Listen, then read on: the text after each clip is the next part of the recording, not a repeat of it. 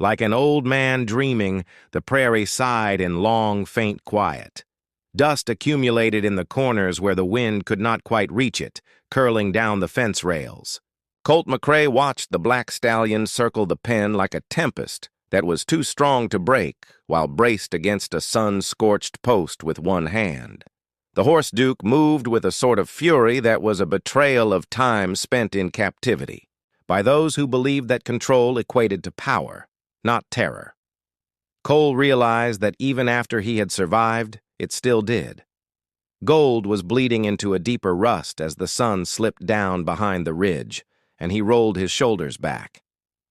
The day was almost over. Until the light went out, there were no more worthwhile tasks. When he saw movement down the road, he began walking toward the barn, his boots dragging slightly in the dirt. A lone figure that is strolling rather than riding. That was sufficient to cause him to pause. She came with a knapsack draped low across her back and dust on her shoulders. She walked steadily, but there was a noticeable weight to it, indicating that she had been moving for a time. She paused as she got to the gate, one hand resting on the wood as if she was gauging the establishment's willingness to let her in, before asking, "You looking for someone?" Coates' head slowly raised as she called. His calm, impenetrable gaze for work was met by brown eyes. He observed her. Perhaps in the mid-20s, drawn but not exhausted. Tightly braided hair and scuffed boots. Something about her posture stood noticed, like a tree with deep roots that has been twisted by years of wind. She didn't offer anything more or grin. "Are you a good horseman?" He posed more difficult queries. She paused for a just heartbeat. Then she said just wild ones while biting her lower lip. Colt let the words to drift apart like dust. He then moved his head in the direction of the corral. "Show me." In the shade, the ranch hands had assembled. "Now keep quiet and observe with folded arms and sidelong glances." They had previously drifted, most of them louder, some smoother. They had all failed.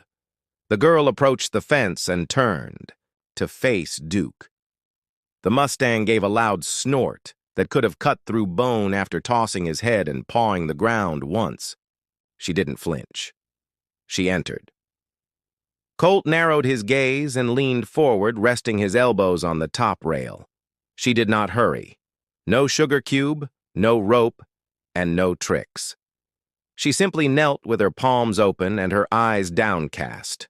Not in surrender, but in silence. The kind of silence that could be mistaken for kinship by wild creatures. Duke paced more quickly, his nostrils flaring as he circled. She didn't move from her spot. 10 seconds. 20. A complete minute went by. The murmurs behind Colt became more intense. Someone mumbled, "She's going to get stomped." Duke then slowed. One ear turned around. He took a step toward her.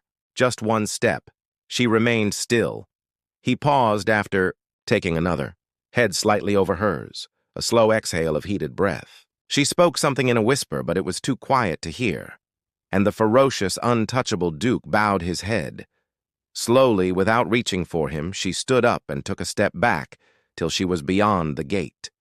She turned and left after that. Cole simply nodded toward the bunkhouse without saying anything. "You star at first light."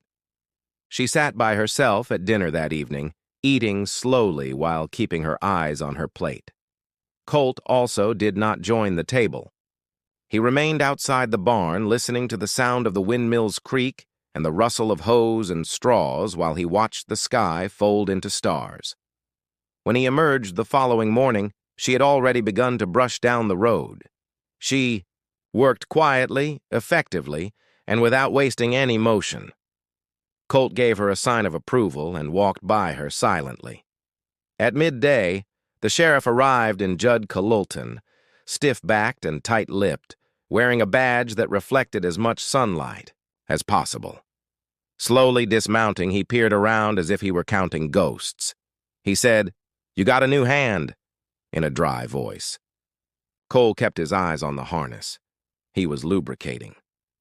"That a problem?" She's not a local. No law because she must be.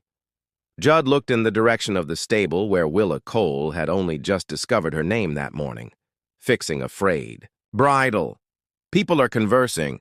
I can't claim I'm at fault.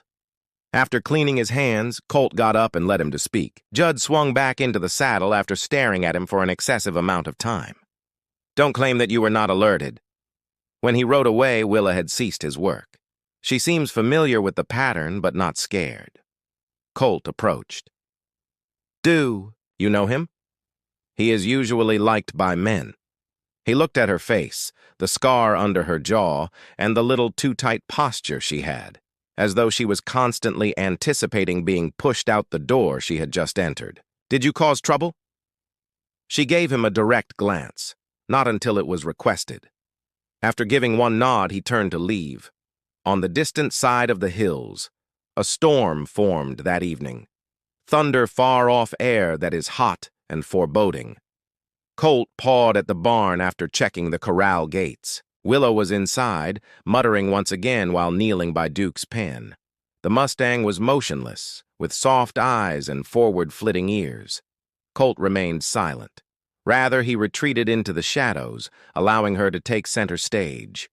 When she got back to the bunkhouse later, she stopped on the porch, glanced up at the sky, and then turned back to face the barn. Additionally, she smiled just enough to open something inside of him that he hadn't noticed was still closed for the first time since she had arrived. The corral gate remained open the following morning, and Duke had left.